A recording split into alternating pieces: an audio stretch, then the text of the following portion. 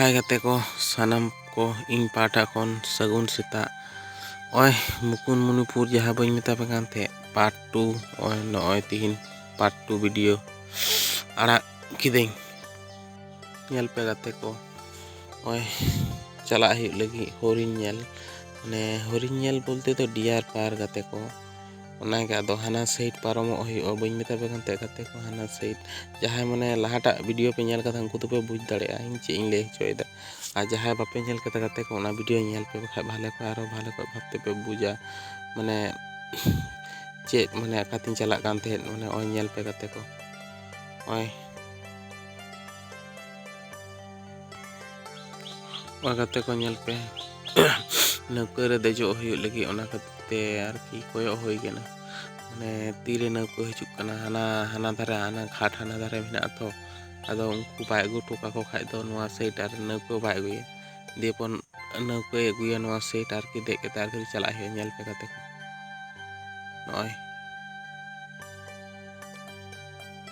ओय नेल पे गाते को तिनि छेरा हाने सिगे गे नेलक कना पहाड़ माने दाग तला रे आरकी दीप 1 hour later ओय नेल पे गाते को नौका रे देजो हुयो लगी ओनागे लादे हिप कना गाड़ी को मोटरसाइकिल साइकिल जे जेमन नोआ जाय माने सुर सुपुर हो माने नोआ तेगे जा आसा तको हाना धारे नोआ धारे माने जा आसा एकमात्र सम्बल नौका गे गाते को ओय नेल पे गाते को ओय नौका रे दे होई किना गाते को ñan दापे तो हाना साइड पारम होय लगी गाते को ओय नेल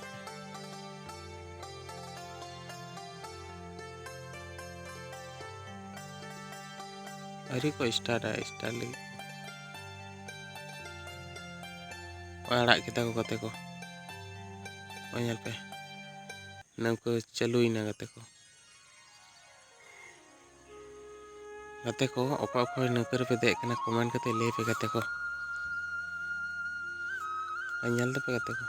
तीन चेहरा दाग नेलक कना चारे दिन नेता तो माने धरन दिन से ताजिनो उनका दाग मनुआ जुदी डैम नेल पे जो आपे वर्षा दिन गाते को हिजुक पे माने वर्षा दिन पे हेज लेखान तो पूरा दाग एकदम फुल एकदम पेरे को गाते को तखन तो माने अडी चेहरा पे नेला नेता तो उनका लेका तो बापे नेला नेता तो माने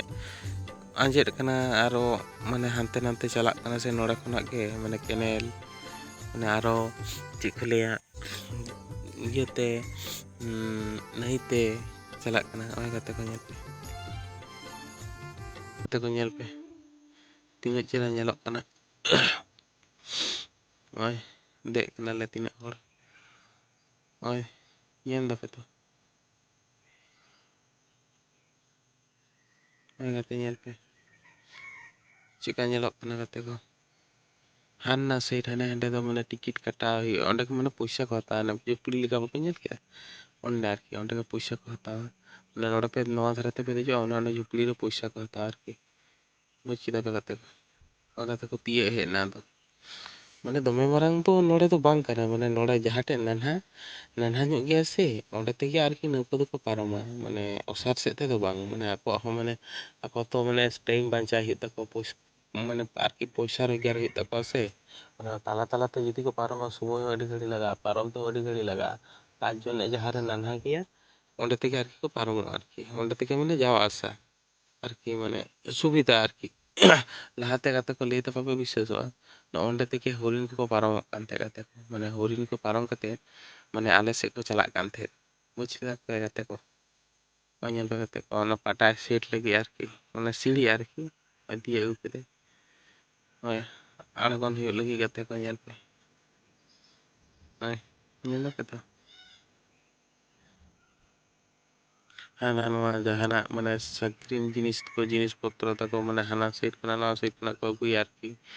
माने चला फेरा लगी माने नोआ के ताको सम्बल से गाते को और ये दा रास्ता के ñam दा पे गाते को ओटा गाते को चेटन छुबी ना चिका ñelok कना लेइन पे गाते को 2 hours later और गाते को चला ही लगी होरी ñel पे गाते को नोआ दरा बाना सेर गिया बीर गाते को माने नोआ तो दाग तला रे मिटन ढीप मिना आरकी माने ढीप रेगे पुरिन दो आरकी ñel पे गाते को ना को ता डियर पार आरकी ओंडे को मेता गाते को ñel पे ᱱᱚᱣᱟ ᱥᱟᱭᱤᱰ ᱦᱚᱸ ᱢᱟᱱᱮ ᱟᱨᱠᱤ ᱯᱟᱨᱠᱮ ᱦᱚᱸ ᱢᱮᱱᱟᱜᱼᱟ ᱜᱟᱛᱮ ᱯᱟᱨᱠᱮ ᱧᱟᱢ ᱫᱟᱯᱮ ᱩᱫᱩᱜ ᱟᱯᱮ ᱠᱟᱹᱱᱟᱹᱧ ᱱᱚᱜᱼᱚᱭ ᱧᱮᱞ ᱯᱮ ᱢᱤᱫᱴᱟᱝ ᱯᱟᱨᱠᱮ ᱜᱟᱛᱮ ᱠᱚ ᱱᱚᱜᱼᱚᱭ ᱚᱸᱰᱮ ᱦᱚᱸ ᱯᱟᱨᱠᱮ ᱢᱤᱫᱴᱮᱱ ᱢᱮᱱᱟᱜᱼᱟ ᱪᱮᱫ ᱵᱩᱡᱽ ᱠᱮᱫᱟ ᱯᱮ ᱢᱟᱱᱮ ᱵᱟᱨᱭᱟ ᱯᱮᱭᱟ ᱯᱟᱨᱠᱮ ᱢᱮᱱᱟᱜᱼᱟ ᱱᱚᱣᱟ ᱥᱟᱭᱤᱰ ᱦᱚᱸ ᱟᱨᱠᱤ ᱵᱩᱡᱽ ᱠᱮᱫᱟ ᱯᱮ ᱜᱟᱛᱮ ᱧᱮᱞ ᱯᱮ ᱜᱟᱛᱮ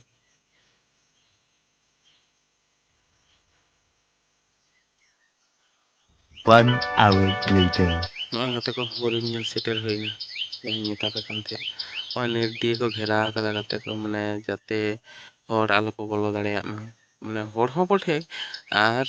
ᱦᱚᱨᱤᱱ ᱦᱚᱸ ᱡᱟᱛᱮ ᱟᱞᱚ ᱠᱚ ᱩᱰᱩᱠ ᱫᱟᱲᱮᱭᱟᱜ ᱢᱟ ᱚᱱᱟ ᱠᱷᱟᱹᱛᱤᱨ ᱛᱮ ᱱᱮᱴ ᱟᱨ ᱡᱟᱞ ᱡᱟᱦᱟᱸ ᱯᱮ ᱧᱮᱞ ᱮᱫᱟ ᱜᱟᱛᱮ ᱦᱟᱹᱱᱤ ᱦᱚᱨᱤᱱ ᱯᱮ ᱧᱟᱢᱮ ᱠᱟᱱᱟ ᱦᱟᱹᱱᱤ ᱛᱚᱨᱟ ᱧᱮᱞ ᱯᱮ ᱥᱟᱺᱜᱤᱧ ᱢᱟᱱᱮ ᱜᱟᱛᱮ ᱠᱚ ᱟᱹᱰᱤ ᱥᱟᱺᱜᱤᱧ ᱨᱮ ᱦᱚᱨᱤᱱ ᱢᱮᱱᱟᱜ ᱠᱚᱣᱟ ᱥᱮ ᱛᱟর জন্যে মানে অনকা লেখা বাকো ᱧᱮᱞᱚᱜ ᱠᱟᱱᱟ ᱜᱟᱛᱮ ᱠᱚ ᱢᱟᱱᱮ ᱯᱚᱨᱚᱵᱽ ᱥᱤᱡᱤᱱ ᱨᱮᱜᱮ ᱦᱚᱨᱤᱱ ᱫᱚ ᱟᱨᱠᱤ ᱠᱚ ᱦᱤᱡᱩᱜᱼᱟ ᱢᱟᱱᱮ ᱯᱚᱨᱚᱵᱽ ᱢᱟᱱᱮ ᱢᱮᱞᱟ ᱡᱚᱠᱷᱚᱱ ᱦᱤᱡᱩᱜᱼᱟ ᱥᱮ ᱛᱚᱠᱷᱚᱱ ᱫᱚ ᱢᱟᱱᱮ ᱦᱚᱨᱤᱱ ᱢᱟᱱᱮ ᱡᱟᱦᱟᱸᱭ ᱩᱱᱠᱩ ᱠᱚ ᱛᱟᱦᱮᱱᱟ ᱢᱟᱱᱮ ᱱᱚᱰᱮ ᱠᱟᱹᱢᱤ ᱦᱚᱲ ᱩᱱᱠᱩ ᱠᱚ ᱞᱟᱜᱟ ᱟᱹᱜᱩ ᱠᱚᱣᱟ ᱟᱨᱠᱤ ᱡᱟᱞ ᱥᱩᱨ ᱫᱷᱟᱨᱮ ᱢᱟᱱᱮ ᱦᱚᱲ ᱧᱮᱞ ᱞᱟᱹᱜᱤᱫ ᱛᱮ ᱱᱤᱛᱚᱜ ᱫᱚ ᱯᱚᱨᱚᱵᱽ ᱵᱟᱝ ᱠᱟᱱᱟ ᱥᱮ ᱜᱟᱛᱮ ᱠᱚ ᱪᱮᱫ ᱯᱮ ᱞᱟᱹᱭᱟ ᱜᱟᱛᱮ ᱠᱚ ᱢᱚᱱ ᱢᱮᱡᱟᱡ ᱜᱮ ᱠᱷᱟᱨᱟᱯ ᱮᱱᱟ ᱦᱚᱨᱤᱱ ᱧᱮᱞᱤᱧ ᱦᱮᱡ ᱮᱱᱟ ᱦᱚᱨᱤᱱ ᱜᱮ ᱵᱟᱹᱧ ᱫᱮᱠᱷᱟᱣ ᱫᱟᱲᱮᱭᱟᱜ ᱯᱮᱭᱟ ᱢᱟᱱᱮ ᱫᱮᱠᱷᱟᱜ ᱠᱟᱱᱟ ᱠᱚ ᱟᱹᱰᱤ ᱥᱟᱺᱜᱤᱧ ᱨᱮ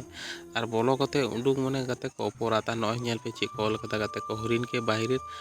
খাবার দিবেন না বনের হ্যাঁ সহ্য ধরে রাখুন ᱧᱮᱞ ᱫᱟᱯᱮ ᱜᱟᱛᱮ ᱠᱚ ᱪᱮᱫᱠᱟ ᱠᱚ ᱞᱟᱹᱭ ᱠᱮᱫᱟ মানে ᱪᱮᱫ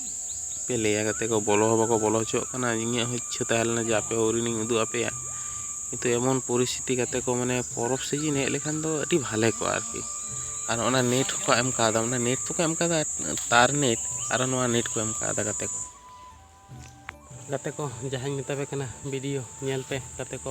ᱟᱨ ᱪᱮᱱᱮᱞ ᱜᱟᱛᱮ ᱠᱚ ᱥᱟᱵᱥᱠᱨᱟᱭᱤᱵ ᱛᱤᱧ ᱯᱮ ᱪᱮᱱᱮᱞ ᱤᱭᱩᱴᱩᱵᱽ ᱪᱮᱱᱮᱞ ᱟᱨ ᱯᱷᱮᱥᱵᱩᱠ ᱨᱮ ᱡᱩᱫᱤ ᱯᱮ ᱧᱮᱞ ᱮᱫᱟ ᱜᱟᱛᱮ ᱠᱚ ᱯᱞᱤᱡ ᱯᱷᱚᱞᱳᱭ ᱛᱤᱧ ᱯᱮ ᱜᱟᱛᱮ ᱠᱚ ᱵᱟᱯᱮ ᱯᱷᱚᱞᱳ ᱞᱮᱠᱷᱟᱱ ᱜᱟᱛᱮ ᱠᱚ ᱫᱟᱲᱮ ᱵᱟᱝ ᱧᱟᱢᱚᱜ ᱠᱟᱱᱟ ᱜᱟᱛᱮ ᱠᱚ ᱴᱟᱴᱟ ᱵᱟᱭ ᱵᱟᱭ ᱜᱟᱛᱮ ᱠᱚ ᱞᱟᱵᱷ ᱤᱭᱩ ᱜᱟᱛᱮ ᱠᱚ ᱱᱚᱣᱟ ᱵᱞᱚᱜ ᱫᱚ ᱱᱚᱰᱮ ᱜᱤᱧ ᱢᱩᱪᱟᱹᱫ ᱠᱮᱫᱟ ᱜᱟᱛᱮ ᱠᱚ